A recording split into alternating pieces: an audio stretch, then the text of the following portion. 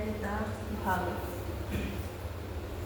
कुछ देर विश्राम करने के बाद जब उद्धव उठे तो नंद यशोदा उनसे वसुदेव देवकी श्याम तथा बलराम जी की कुशल पूछकर कहने लगे कि हे उद्धव, क्या कभी श्याम सुंदर हमारी भी याद करते हैं? न जाने हमसे ऐसी क्या चूक बन पड़ी है जो वे आज तक लौटकर यहाँ नहीं आए। यह अच्छा हुआ जो अधर्मी कंस अपने भाइयों सहित मारा गया तथा वसुदेव देवकी को मुक्ति मिली। यशोदा दिन रात उन्हीं का ध्यान करती हुई उन्हीं की प्रतीक्षा में माखन रोटी लिए बैठी रहती है। हे उद्धव, मैं प्रतिदिन उन्हें देखने के लिए मथुरा जाने की इच्छा करता हूँ, परंतु समय ही नहीं मिलता। जब कभी वन में जाकर श्री मोहन प्यारी के चरण चिन्ह देखता हूँ तो यह जान पड़ता है कि वे किसी कुंज में राह भूल गए हैं। उस समय मैं उन्हें ढूंढने लगता हूँ। हे उद्धव, उन्होंने मुझसे वृंदावन आने का वादा किया था, सो यह बताओ कि वे यहाँ आएंगे या नहीं। वे मुझे पिता कहते हैं और मैं भी उन्हें पुत्र समझता था। उन्होंने बीतते काल में हम सभी व्रजवासियों की रक्षा की है। हे उद्धव, उन्होंने अपने बाल चरित्रों से हमें बहुत सुख पहुँचाया है।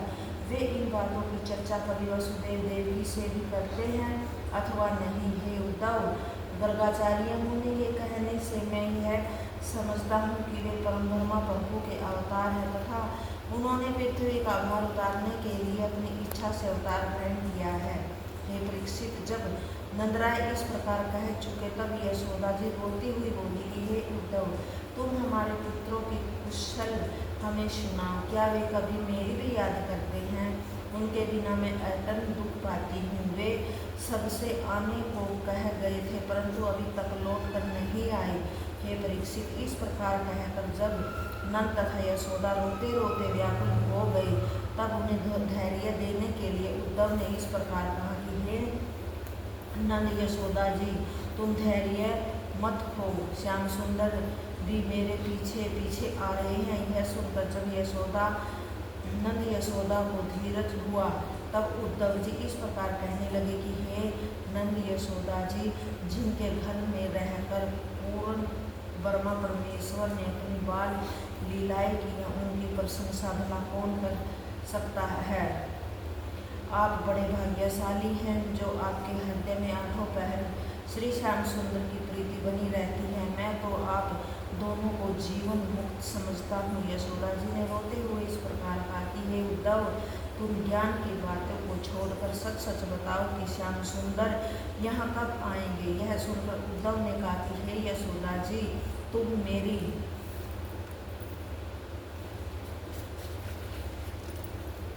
बात पर विश्वास करके श्री कृष्णचंद्र जी को परमेश्वर समझो। जिस प्रकार लकड़ी में अग्नि छिपी रहती है उसी प्रकार उनके निर्गुण स्वरूप का प्रकाश संसार के सभी जीवों में व्याप्त हो रहा है। वे दिखाई न देने पर भी सर्वव्याप्त हैं, अतः तुम उन्हें अपने समीप ही जानकर इतनी चिंता मत करो। उन्होंने पृथ्वी का भार हटाने तथा अपने भक्तों को सुख पहुँचाने के लिए ही अवतार लिया है। वे अपना ध्यान करने वाले को अपने ही स्वरूप का कर देते हैं। यदि तुम उन्हें घट घट में व्याप्त समझकर अंतकरण में उनका ध्यान धरोगी तो तुम्हारा स्वरूप भी उन्हीं के समान हो जाएगा। वे न किसी के पुत्र है न कोई उनकी माता पिता है। हे नंद यशोदा, यदि तुम श्री श्याम सुंदर को अंतर्यामी नारायण समझकर ईश्वर भाव से भजोगे तो वे तुम्हें ध्यान में अपना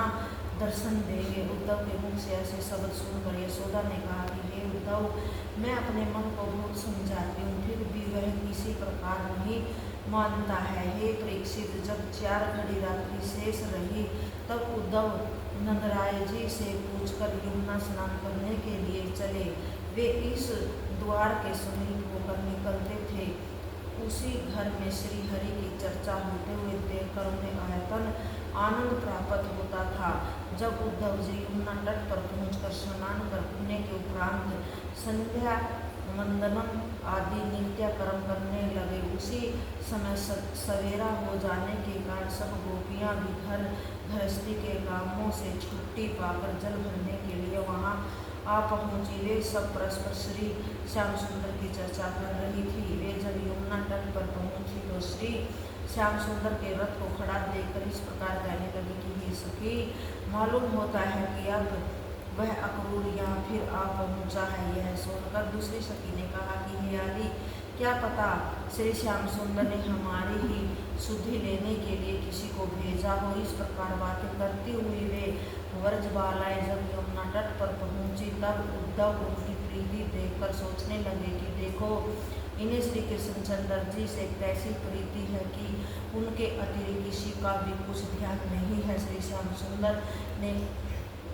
श्री सुखदेव ने कहा कि हे राजन, जब उद्धव पूजा पाठ से निवृत्त होकर मंदराय के घर लौटने लगे तब गोपियों ने उन्हें श्याम सुंदर सा पीताम्बर मुकुट तथा माला धारण किए हुए देखकर परस्पर इस प्रकार कहा कि हे सखी, श्री मनमोहन प्यारे ने यहाँ से जाते समय किसी को भेजने के लिए कहा था। कहीं वह वही तो नहीं है जिससे प्राण प्यारे ने हमारी शुद्धि लेने को भेजा है। यह सुनकर दूसरी गोपी बोली कि हे आदि, इनका नाम उद्धव है।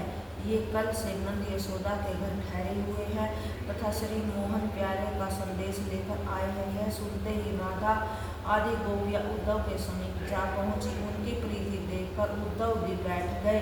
तब सब गोपियाँ उन्हें चारों ओर घेर कर बैठ गई तथा कुशल अक्षम पूछने के उपरांत इस प्रकार कहने लगे कि हे उद्धव, हमने यह सुना है कि तुम्हें श्री गोपीनाथ जी ने नंद यशोदा को धैर्य बंधाने के लिए भेजा है। यह बड़ी अच्छी बात है, परंतु उन्होंने हमारे लिए कुछ नहीं कहलाया। इससे हमें बड़ा दुख होता है। हम तो उनके बिना दाम की चेरी हैं, फिर वे हमें क्यों भूल गए। दूसरी गोपी बोली कि हे उद्धव, मनमोहन बड़े कपटी तथा निर्दयी हैं। जिस प्रकार भंवरा फूलों से रस लेकर उड़ जाता है, उसी प्रकार श्री कृष्ण प्यारे भी पहले तो यहाँ रास विलास करते रहे और अब हम सबके विमुख हो बैठे हैं। जिस प्रकार उनकी मंद मुस्कान रकीम चितवन पर देवकन्याएं तथा लक्ष्मी मोहित रहती हैं, उसी प्रकार हम सब भी उनके मुख सुख कमल का रस भंवरे के समान पीकर उसी के मंद में आठों पहर मतवाली बनी बैठी रहती है, परंतु वे हमारी याद भी नहीं करते हैं। हे परीक्षित, इस प्रकार श्याम सुंदर की चर्चा करते समय सब गोपियाँ उनके प्रेम में ऐसी मगन हो गई कि उन्हें अपने शरीर तथा वस्त्रों का भी कुछ ध्यान नहीं रहा। उसी समय एक भंवरा उड़ता हुआ वहां आ पहुंचा। उसे देखकर एक गोपी इस प्रकार कहने लगी कि हे सखी, श्याम सुंदर के लिए जो संदेश तुम उद्धव से कह रही हो वही इस भंवरे से कहलाकर उनके पास भेज दो, क्योंकि यह भी उन्हीं के समान काले रंग का है। हे परीक्षित, पहली सखी की बात सुनकर दूसरी ने कहा कि हे सखी, क्या यह भंवरा भी श्याम सुंदर के पास हमारा संदेश ले जाएगा?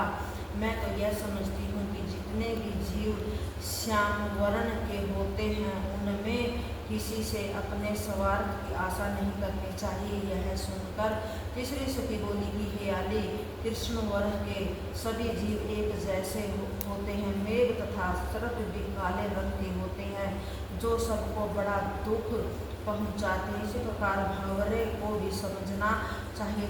चौथी सखी बोली कि हे भंवर, तुझे किसी श्याम रंग वाले पर विश्वास नहीं होता, क्योंकि अपने चित्तचोर श्याम सुंदर की बात याद आने पर मैं अपनी शुद्धि बुद्ध भूल जाती हूँ। अस्तु, जब वह भंवरा गोपियों के शरीर पर लगी हुई केसर की सुगंध को सूंघ कर उनके पास आया तो उसे देखकर एक सखी इस प्रकार कहने लगी कि हे भंवरे, तुम हमारे पास मत आ। मेरे श्याम वर्ण के श्याम सुंदर मथुरा की स्त्रियों के साथ विहार कर रहे हैं, अतः तुम वहीं चला जा।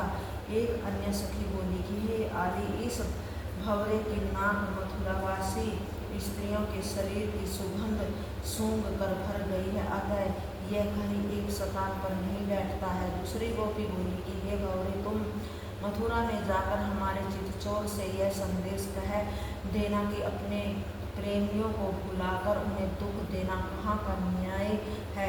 जिस प्रकार कोई भंवरा एक फूल पर क्षण भर से अधिक नहीं ठहरता, उसी प्रकार तुम्हारी भी गति है लक्ष्मी जी। तुम्हारा स्वभाव न जानकर ही तुम्हारे ऊपर मोहित है। यदि वे तुम्हारी कठोरता का हाल जानती तो तुमसे कभी प्रीति नहीं रखती। मथुरा की स्त्रियां भी तुम्हारी कठोरता का हाल नहीं जानती है। हम तो यह चाहती हैं कि उनकी प्रीति तथा तुम्हारा निर्दयपन दिन रात प्रतिदिन बढ़ता जावे, जिससे उनका हाल भी हमारे समान हो जाए। तीसरी सखी ने कहा कि हे भंवरे, तुम श्याम सुंदर सब गुणों से पूर्ण है। यही कारण है कि जो देवलोक तथा मृत्युलोक की स्त्रियां उनके ऊपर मोहित हो जाती हैं। जय गीता।